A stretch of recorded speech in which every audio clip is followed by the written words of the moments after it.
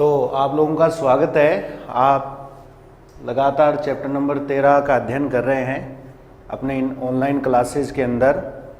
और जैसा कि आपने देखा है, मैंने बोर्ड पर पहले से नोट कर दिया है ये चीज़ जो बार बार अपने काम में आने वाली है कि इलेक्ट्रॉन की ऊर्जा आवर्ती पर डिपेंड करेगी। जो आप प्रकाश डाल रहे हो उसकी आवर्ती कैसी है, या फिर ऐसे कहो फोटोन की ऊर्जा। ठीक है, आवर्ती बदलोगे तो फोटोन की ऊर्जा बदलेगी, इलेक्ट्रॉन की ऊर्जा भी बदल जाएगी। और अगर आप इलेक्ट्रॉन की संख्या की बात कर रहे हो तो प्रकाश की तीव्रता बदल दो। प्रकाश की तीव्रता बदलने से धातु सतह से जो निकलने वाले इलेक्ट्रॉन है उनकी संख्या बदलेगी। और फिर मैंने यहाँ पर एक ऑप्शन के रूप में ये भी लिखा है कि फोटोन की संख्या, मतलब फोटोन की संख्या बदल जाती है। तीव्रता बदलने से फोटोन की संख्या बदलती है, जिससे इलेक्ट्रॉन की संख्या में भी परिवर्तन हो जाता है। 13वें पार्ट का आज ये 9वां पार्ट हम पढ़ रहे हैं। और लास्ट पार्ट के अंदर हमने एक ग्राफ बनाया था, अगर आपको याद है तो। ठीक है, उस ग्राफ को मैं फटाफट क्रिएट कर देता हूं। उस ग्राफ के अंदर देखो, रेगुलर आप ये चीज पढ़ोगे तो याद भी रह जाएगी।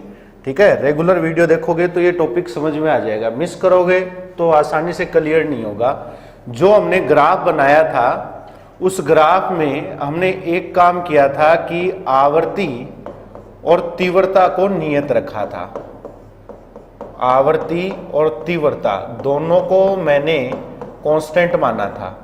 यानी कहने का अर्थ हुआ, मैं ग्राफ जब बना रहा था तो मैंने न तो आवर्ती बदलनी और न ही तीव्रता बदलनी। जितनी आपको परमानेंट करनी है एक बार आवर्ती या तीव्रता, वो एक बार फिक्स कर लो आप, उसके बाद आप ग्राफ बनाओ। आज के जो हम आगे ग्राफ पढ़ेंगे वो इन्हीं पे डिपेंड है। मैं बार बार कह रहा हूं क्योंकि टॉपिक थोड़ा लंबा चलने वाला है, तो ये ग्राफ इन्हीं पर डिपेंड है। आपने लास्ट टाइम ये जो ग्राफ बनाया था, इस ग्राफ में एक तरफ आप लोगों ने प्रकाश विद्युत धारा का प्रदर्शन किया था, क्योंकि धारा बह रही है, इलेक्ट्रॉन निकल रहे हैं। प्रकाश विद्युत धारा प्रदर्शित की थी और एक तरफ आप लोगों ने विभव प्रदर्शित किया था।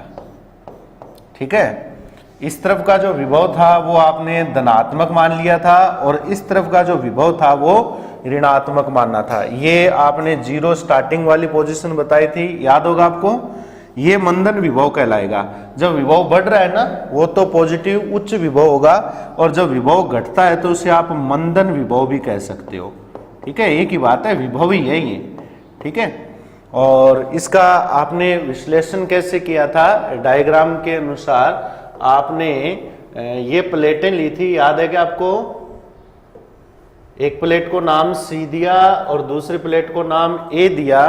क्यों दिया था ये नाम? इसलिए दिया था क्योंकि प्लेट C को आपने नेगेटिव से जोड़ा था और प्लेट A को आपने पॉजिटिव से जोड़ा था। C प्लेट पर आप लोगों ने प्रकाश डाला था। प्रकाश डालने से, थोड़ा ध्यान देना क्योंकि यही टॉपिक आगे बढ़ाऊंगा मैं। प्रकाश डालने से इलेक्ट्रॉन निकले थे। ये इलेक्ट्रॉन धन प्लेट द्वारा आकर्षित किए गए और ये धारा प्रवाहित हुई। आपने स्टार्टिंग में क्या किया? धन प्लेट A पर जो विभव है, कौन सी प्लेट है? धन प्लेट A पर जो विभव है उसको जीरो किया। ठीक है, जैसे ही किस व्यवस्था से जीरो करेंगे? विभव चेंज कर रहा हूं तो विभव विभाजक व्यवस्था मेरे को यूज में लेनी पड़ेगी।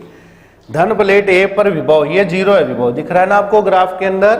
तो जब धन प्लेट A पर विभव जीरो किया है तो इस प्लेट ने इलेक्ट्रॉनों को आकर्षित करना बंद कर दिया। ये इलेक्ट्रॉन रास्ते में रुक गए और अल्प धारा प्रवाहित होती है। मैंने यहाँ पर अल्प धारा का संकेत दिया था। ये अल्प धारा इसलिए बहती है कि जैसे मैंने कहा था कि जितने भी ये इलेक्ट्रॉन यहाँ से चल रहे हैं, अब सामने वाली प्लेट ने उनको खींचना बंद कर दिया, तो ये तो कन्फर्म है कि सारे इलेक्ट्रॉन प्लेट A पर नहीं जाएंगे, वो इलेक्ट्रॉन प्लेट A पर जाएंगे जिनके पास ऊर्जा ज्यादा है। ठीक है, और आपको पता है कि इन इलेक्ट्रॉन की ऊर्जा अलग अलग होती है। तो जो इलेक्ट्रॉन ज्यादा सक्षम है, जिनके पास ऊर्जा ज्यादा है, वो प्लेट A पर चले जाएंगे, चाहे उनको सामने से कोई खींचे या ना खींचे। उसके बाद आपने क्या किया था? प्लेट A के ऊपर ये जो पॉजिटिव विभव है, ठीक है, ये पॉजिटिव विभव जो था वो हमने बढ़ाया था। याद आ रहा है क्या आपको? मैंने पॉजिटिव विभव प्लेट ए पर बढ़ाया। अगर ये ग्राफ क्लियर हो गया तो आगे वाले टोटली क्लियर मानो आप लोग। पॉजिटिव विभव बढ़ाया तो इस प्लेट ने उनको खींचना शुरू कर दिया। प्लेट जब इनको खींचना शुरू करेगी तो आपको पता है कि ज्यादा ऊर्जा वाले तो पहले ही आ गए थे, फिर जो कुछ कम ऊर्जा वाले इलेक्ट्रॉन थे वो रास्ते में रुक गए थे क्योंकि उनके पास ऊर्जा नहीं थी। लेकिन अब सामने से रिस्पांस मिलना शुरू हो गया, प्लेट ने उनको खींचना शुरू कर दिया। जैसे ही वो प्लेट उनको खींचेगी तो ये धारा अचानक बढ़ेगी। समझ रहे हो बात मेरी? क्योंकि मैंने पॉजिटिव बढ़ाया, धारा बढ़ गई। लेकिन उसके बाद में ये धारा बच्चों नियत हो जाएगी और इस नियत धारा को आपने नाम दिया था संतृप्त धारा। नियत क्यों हो जाएगी? क्योंकि आपको पता है मैंने यहां पर इलेक्ट्रॉनों की संख्या में कोई परिवर्तन नहीं किया है। क्योंकि देखो इलेक्ट्रॉन की संख्या कब बदलती है? जब तीव्रता बदलती है। तो मैं यहां तीव्रता और आवर्ती सब कुछ नियत लेके चल रहा हूं, तो जितने इलेक्ट्रॉन निकल रहे हैं उतने ही निकलेंगे। 5 माने, जैसे मान लो एक एग्जाम्पल के रूप में हमने 5 लिए थे, 1 2 3 4 5, तो 5 इलेक्ट्रॉन है, 5 में 1 2 पहले से जा रहे थे जिसकी वजह से ये अल्प धारा आई। और फिर जैसे ही पॉजिटिव विभव बढ़ाया तो बचे हुए जो 1 2 इलेक्ट्रॉन और थे वो तेजी से प्लेट पर आ गए और धारा का मान क्या हो गया? नियत। ये संतृप्त धारा होती है बच्चों, ये धारा, ठीक है, ये संतृप्त धारा कहलाती है ये। फिर हमने क्या किया, नेक्स्ट पॉइंट के अंदर ए पर नेगेटिव विभव बढ़ाना शुरू किया। मैंने दोनों प्लेटों की ध्रुवता को बदल दिया था, ठीक है। ध्रुवता को बदलने का मतलब हो गया, एक बार फिर मैं डायग्राम बना देता हूं। ये लो, ये प्लेट सी, ये प्लेट ए, और इस पर कर दिया पॉजिटिव, इस पर कर दिया नेगेटिव, ठीक है। इलेक्ट्रॉन चले तो हुआ क्या? ये थे इलेक्ट्रॉन, दिख रहा है? कितने माने हमने? 5 ही तो माने। ये एग्जाम्पल है, 5 परीक्षा में मत लिखना है, समझाने के लिए बता रहा हूं। 5 इलेक्ट्रॉन इधर जा रहे हैं प्लेट ए पर, क्योंकि प्रकाश तो हमें सी पर ही डालना है ना। प्रकाश कौन सी प्लेट पे डालना है अपने को? सी प्लेट पर डालना है, ऐसे। तो जैसे ही इलेक्ट्रॉन आगे जाएंगे तो अब ये जो सामने वाली प्लेट है, इस प्लेट ने इलेक्ट्रॉनों को धक्का देना शुरू कर दिया। इलेक्ट्रॉन नेगेटिव होता है, प्लेट पर भी नेगेटिव कर दिया, क्योंकि ये जो प्लेट थी ना, ये प्लेट इलेक्ट्रॉनों को इकट्ठा कर रही थी। मतलब ये संग्राहक प्लेट थी। जिस प्लेट से इलेक्ट्रॉन निकलते हैं उसे उत्सर्जक प्लेट कहेंगे, और जिस प्लेट पर इलेक्ट्रॉन इकट्ठे हो रहे हैं उसे संग्राहक प्लेट कहेंगे बच्चों। तो संग्राहक प्लेट ने यहां पर ऋण विभव डाल दिया हमने, तो संग्राहक प्लेट इलेक्ट्रॉनों को धक्का देना शुरू कर देती है सामने से। जब इलेक्ट्रॉनों पर धक्का लगेगा तो ये इलेक्ट्रॉन आसानी से इस प्लेट पर नहीं पहुंच पाएंगे। जब आसानी से नहीं पहुंचेंगे तो मेरे हिसाब से ये जो करंट है, ये करंट कमजोर होता जाएगा, यानी धारा बिल्कुल कम होती जाएगी। और एक कंडीशन ऐसी आएगी बच्चों, नेगेटिव पोटेंशियल के ऊपर सामने वाली प्लेट धक्का दे रही है, और एक कंडीशन के अंदर ये धारा घटती घटती जीरो हो जाएगी। यहां पर धारा जीरो हो जाती है, और यहां ये जो पोटेंशियल होता है ना, जो ऋणात्मक विभव है, इसको मैंने V नोट से दर्शाया था, और इसे मैं नाम दूंगा निरोधी विभव। स्टॉपिंग पोटेंशियल होता है ये निरोधी विभव, ठीक है। यानी इस विभव पर, इस नेगेटिव विभव पर, ये इसका नेगेटिव है, इसका, इस नेगेटिव विभव पर इस प्लेट ने इन इलेक्ट्रॉनों को रास्ते में रोक दिया।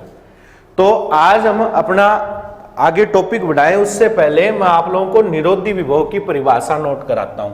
बोर्ड एग्जाम में कई बार पूछी जाती है, आप नोट कर लेना। निरोधी विभव, इसका एक नाम और भी है ना, सहस्तब्ध विभव, ठीक है। स्टॉपिंग पोटेंशियल होती है। क्या किया था हमने? कैथोड प्लेट सी के सापेक्ष, कैथोड प्लेट सी के सापेक्ष एनोड प्लेट ए पर, सी के सापेक्ष देखेंगे, और कौन सी प्लेट पर देखेंगे? ए पर देखेंगे, नेगेटिव विभव पर। ए पर ही तो डाला था हमने नेगेटिव विभव, देखो इधर देखना एक बार, ये देखो ए पर ही तो था नेगेटिव विभव, ठीक है। तो प्लेट ए पर ऋणात्मक विभव, सही लिख रहा हूं क्या? ऋणात्मक विभव का वह मान जिस पर, बोलो क्या होगा? जिस पर प्रकाश विद्युत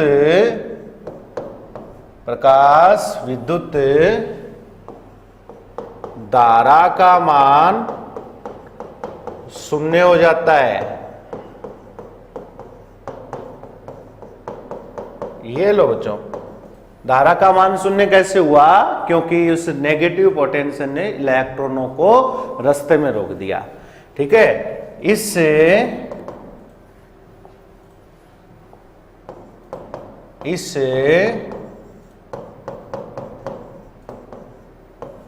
ऋणात्मक विभव को,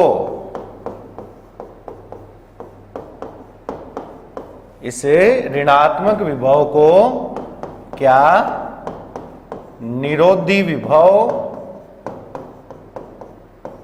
या फिर ये नाम भी देखने को मिल सकता है सहस्तब्ध विभव, जिसे किससे दर्शाऊंगा?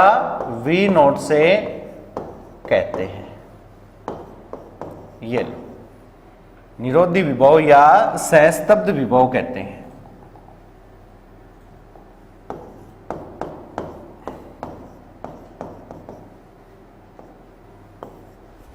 ठीक है, निरोधी विभव या सहस्तब्ध विभव कहते हैं। स्क्रीन टच बोर्ड है ना, तो चल जाता है पेन। ठीक है, थोड़ा ध्यान देना आप लोग इस पर, और समझ में आ रहा होगा आपको। तसल्ली से आप लोग इस चीज को नोट कर लेना। ठीक है, अब ध्यान देना, थोड़ा सा मैं यहां पर एक नए पॉइंट पर आगे बढ़ता हूं। इससे पहले मैं आप लोगों को पहले वाले डायग्राम पर लेके चलता हूं। ठीक है, चलो जी ध्यान देना, इधर आओ। ये नेगेटिव प्लेट, ये इलेक्ट्रॉन थे। ठीक है, इस प्लेट ने इलेक्ट्रॉनों को रास्ते में रोक दिया। अब देखो, ध्यान दो इस बात पर, रास्ते में रोक दिया इलेक्ट्रॉन। जैसे सपोज करो ये वो प्लेट थी, इलेक्ट्रॉन इधर से आ रहे हैं। अब आपको बताया कि जिन इलेक्ट्रॉनों के पास ऊर्जा ज्यादा है वो तो कोशिश करेंगे कि मैं प्लेट ए पर जाऊं, लेकिन हमने प्लेट ए पर नेगेटिव बढ़ा रहे हैं। देखो इधर बढ़ा रहे हैं ना अपने, यहां पर, यहां से जब नेगेटिव बढ़ाते हैं ना, ऐसे बढ़ाएंगे। देखो मैं यहां नोट कर देता हूं, इस प्रकार बढ़ाते जाएंगे। जब नेगेटिव बढ़ाएंगे तो इलेक्ट्रॉनों को आगे जाने के लिए थोड़ी मुश्किल होगी। आगे बढ़ेंगे कैसे? क्योंकि सामने वाली प्लेट ने उनको प्रतिकर्षित करना शुरू कर दिया।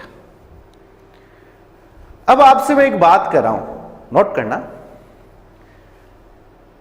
अगर मैं एक छोटा सा, मैं एक यहां पर आपको हिंट दे रहा हूं, अगर मैं इलेक्ट्रॉन की ऊर्जा के साथ थोड़ी सी छेड़खानी कर दूं, ध्यान देना, यानी जो ये इलेक्ट्रॉन, अब ये प्लेट तो सामने से धक्का दे रही है, ये इलेक्ट्रॉन इधर से आ रहे हैं, ये प्लेट इनको दे रही है धक्का।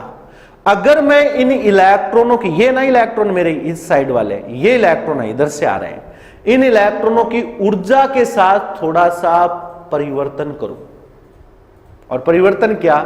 ऊर्जा को थोड़ा बढ़ाऊं मैं। अगर मैं इनकी ऊर्जा में थोड़ा सा परिवर्तन करूंगा तो मुझे आप एक बात बताना, ये जो प्लेट ए जो है वो नेगेटिव विभव दे रही है, इस प्लेट को इन इलेक्ट्रॉनों को रोकने के लिए ज्यादा विभव लगाना पड़ेगा कि नहीं पड़ेगा? ये प्लेट सामने से इनको रोक रही है ना, अगर यहां सामने से आने वाले इलेक्ट्रॉनों की ऊर्जा ज्यादा है तो इस प्लेट को रोकने में उनको मुश्किल भी क्या होगी? ज्यादा होगी। ये वही बात है, जैसे सपोज करो सामने से हवा आ रही है, सामने से हवा आ रही है, हवा की स्पीड ज्यादा है, हम उसके अपोजिट चल रहे हैं, इधर से हवा आ रही है, हम उसके अपोजिट चल रहे हैं, तो हमें चलने में थोड़ी सी मुश्किल होगी, क्योंकि सामने वाली जो हवा के कण आ रहे हैं ना, उनकी ऊर्जा क्या है? ज्यादा है। तो एक बात बताओ, ये निरोधी विभव है ना?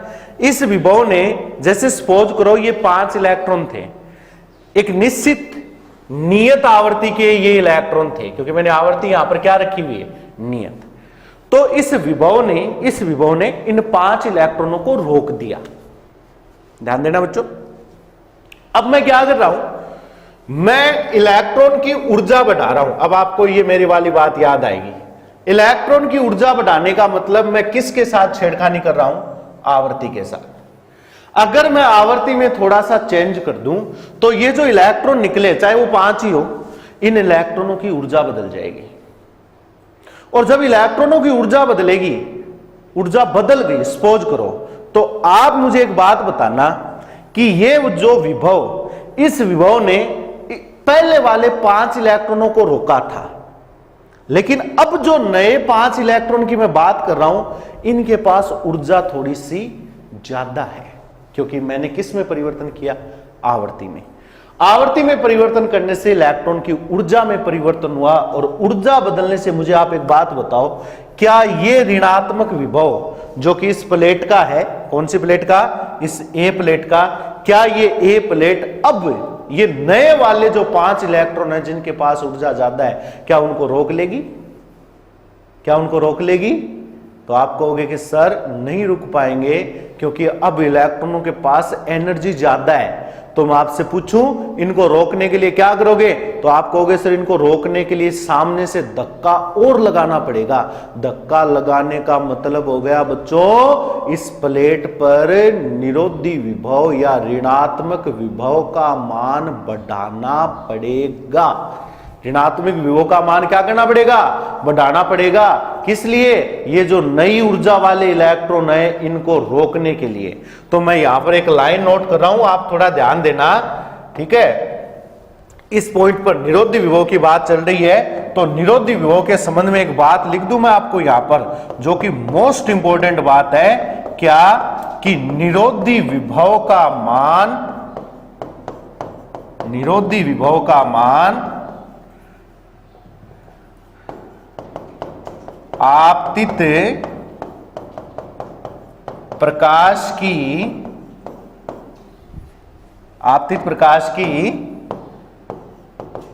बहुत ही इंपॉर्टेंट चीज है, आवृत्ति पर निर्भर करता है। बोर्ड एग्जाम में आया हुआ क्वेश्चन है ये, और सुन लेना, आपतित प्रकाश की आवृत्ति पर निर्भर करता है। अब रटने लगोगे तो याद रहेगा नहीं।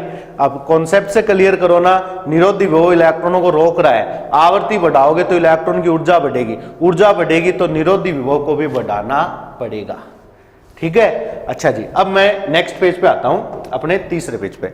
देखो इलेक्ट्रॉन आ रहे हैं ना सामने से, अब मैं यहां पर वो डायग्राम क्रिएट कर रहा हूं। ये लो सी प्लेट, ये बार बार मैं शॉर्टकट में बना रहा हूं डायग्राम, क्योंकि इसकी बार बार हमें जरूरत पड़ेगी। इस पर हमने धन विभव दे रखा है, और इस पर मैंने क्या दे रखा है, ऋण विभव। इलेक्ट्रॉन इस साइड से आ रहे हैं, ये लो इलेक्ट्रॉनों का संकेत थोड़ा सा बदल देता हूं मैं, इस प्रकार आ रहे हैं ना इलेक्ट्रॉन, इस प्लेट से निकलकर इधर जाने की कोशिश कर रहे हैं। ये सामने वाली प्लेट इनको दे रही है धक्का, ठीक है। प्लेट जो धक्का दे रही है ना इनको, वो इस तरफ दे रही है। समझ रहे हो बात मेरी? जैसे सपोज करो मैं कह दूं आपसे, ये प्लेट इनको धक्का दे रही है, प्रतिकर्षित कर रही है, ये प्रतिकर्षण है। प्लेट द्वारा इलेक्ट्रॉन पर प्रतिकर्षण, ठीक है। मैंने अलग पेन से दर्शा दिया। ये प्लेट इलेक्ट्रॉनों को प्रतिकर्षित कर रही है, धक्का दे रही है। इधर से इलेक्ट्रॉन इधर आने की कोशिश कर रहे हैं। अब इलेक्ट्रॉन इधर आने की कोशिश इसलिए कर रहे हैं बच्चों, क्योंकि इलेक्ट्रॉन दौड़ रहे हैं, और दौड़ते हुए कण के पास गतिज ऊर्जा होती है। क्या होती है? गतिज ऊर्जा। क्यों जा रहे हैं इलेक्ट्रॉन इधर, क्यों जा रहे हैं इलेक्ट्रॉन? क्योंकि इलेक्ट्रॉन के पास है गतिज ऊर्जा 12mv², और वो भी ज्यादा से ज्यादा, क्योंकि स्पीड से गति कर रहे हैं ये। गतिज ऊर्जा, गतिज ऊर्जा का ये तो सूत्र होता है। अरे इनके पास गतिज ऊर्जा है तभी तो ये इधर जा रहे हैं, प्रतिकर्षण के कारण भी। अगर ऊर्जा ही नहीं होती तो ये बीच में ही रुक जाते। अब सुनो, आप ये कह रहे हो, जैसे सपोज मैंने यहां पर बीच में एक सीमा बना दी, जैसे सपोज करो मैंने ये एक बाउंड्री बना दी, ठीक है। एक बाउंड्री खींच दी मैंने इस प्रकार, ये वो बाउंड्री है। इस बाउंड्री पर ये इलेक्ट्रॉन इस प्रतिकर्षण के कारण यहां रास्ते में रुक गए, यानी यहां इस बाउंड्री के ऊपर, यहां इस बाउंड्री पर इलेक्ट्रॉन रास्ते में रुक जाते हैं। किसकी वजह से? किसकी वजह से? प्रतिकर्षण की वजह से। किसने रोका? इस प्रतिकर्षण ने रोका। प्रतिकर्षण किस वजह से था? इस ऋण प्लेट की वजह से। अब प्लेट तो धातु की है ना, धातु की प्लेट इधर से आने वाले, ये इलेक्ट्रॉन आ रहे हैं, इधर से दिखाई दे रहे होगा आपको, इधर से आने वाले इलेक्ट्रॉनों को रास्ते में रोक लेती है, प्रतिकर्षण हुआ। अब इधर से ऊर्जा थी, इधर से ये ऊर्जा है, और समझ रहे हो क्या? इधर से ये ऊर्जा है, कौन सी ऊर्जा है ये?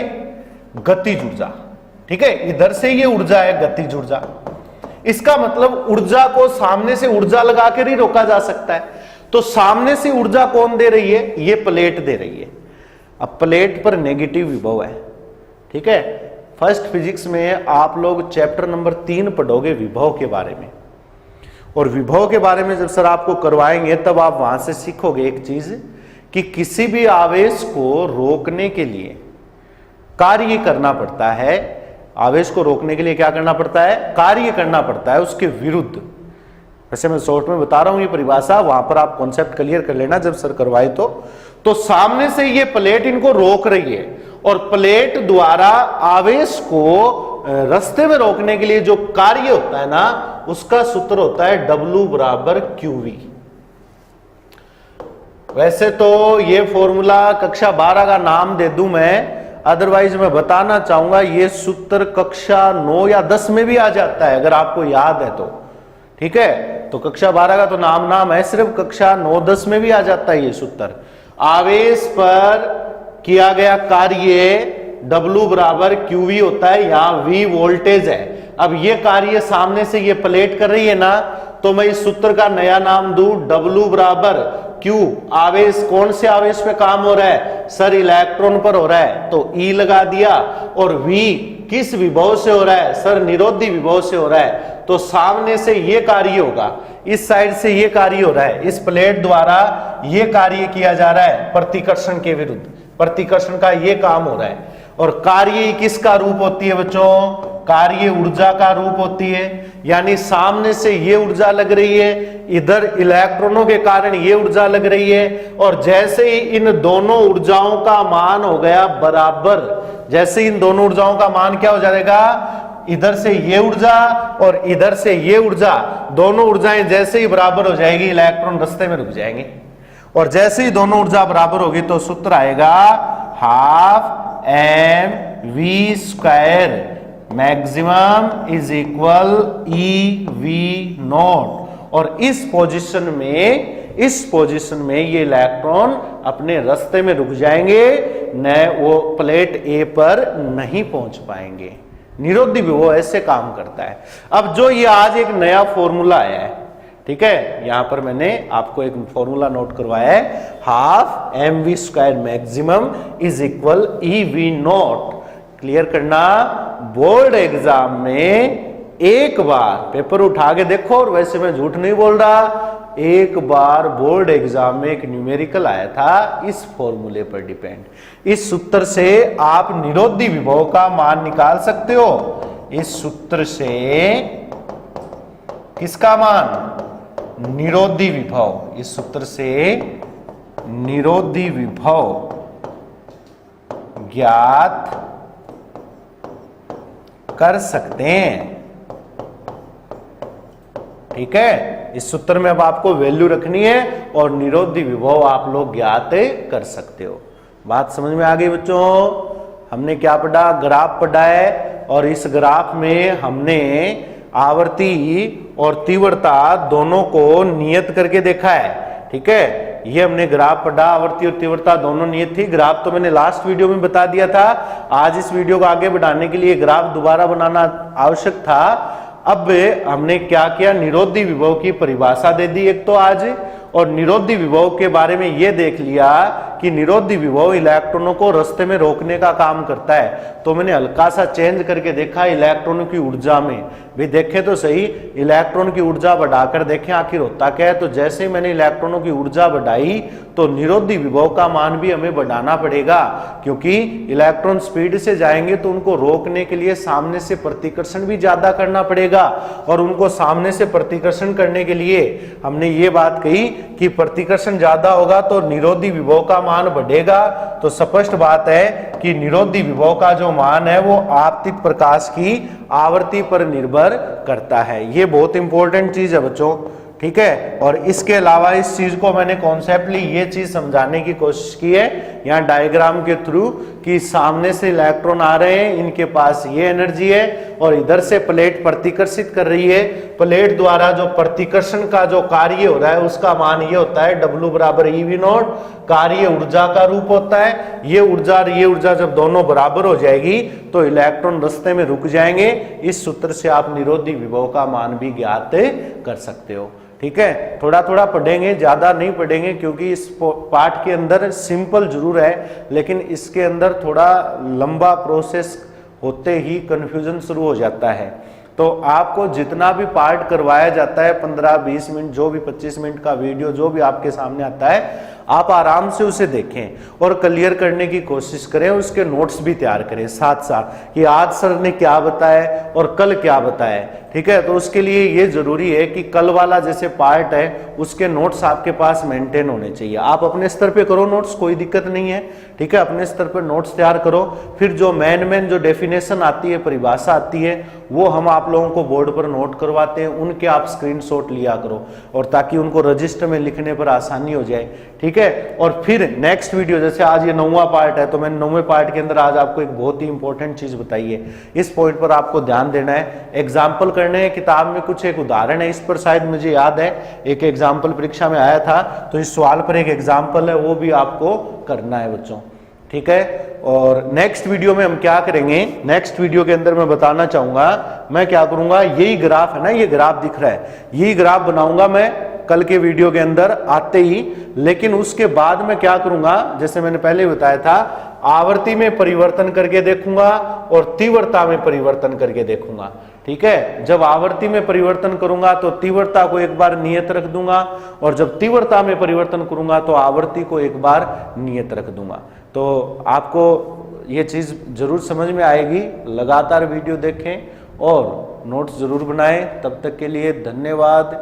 जय हिंद, जय भारत।